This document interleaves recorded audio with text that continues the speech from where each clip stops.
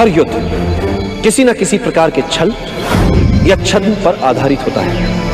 यदि तुमने अपने शत्रु के विरुद्ध एक अच्छी योजना बनाई है तो यह मानकर चलो उसने भी तुम्हारे विरुद्ध उससे भी अच्छी योजना बनाई होगी। युद्ध में वही योद्धा सफल हो पाता है जो अपने शत्रु की सभी योजनाओं को भांप लेता है और फिर उत्कृष्ट छद्म बना पाता है। जैसे जब तुम आक्रमण करने वाले हो तो शत्रु को लगना चाहिए कि तुम अभी आक्रमण की स्थिति में नहीं हो।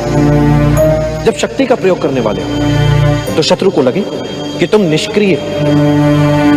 जब तुम शत्रु के बहुत निकट हो तब उसे लगना चाहिए कि तुम शत्रु से बहुत दूर हो। और जब तुम दूर हो तो शत्रु को लगे कि तुम उसके अत्यंत निकट हो। शत्रु से अपनी सही स्थिति छिपाकर छल से उसे अव्यवस्थित अपने विचारों को वश में रखो, क्योंकि यही तुम्हारी वाणी बनेंगे। अपनी वाणी को वश में रखो, क्योंकि यही तुम्हारा कर्म बनेगी। अपने कर्मों को वश में रखो, क्योंकि यही तुम्हारी आदत बनेंगे। अपनी आदतों को वश में रखो, क्योंकि यही तुम्हारा चरित्र बनेगी। और अपने चरित्र को वश में रखो, क्योंकि इसी से तुम्हारा भाग्य बनेगा। और सुगदा,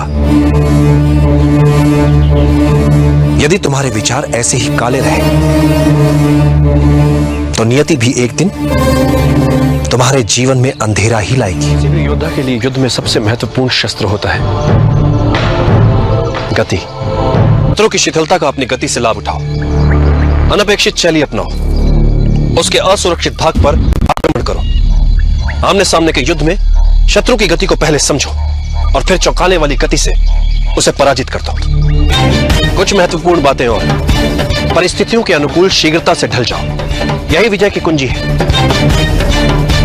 और युद्ध में मृत्यु के लिए सदा तैयार रहो। जिस घड़ी तुम्हें लगे कि अब कोई मार्ग नहीं बचा, उस समय उनका स्मरण करो जिनके लिए तुम जी रहे हो।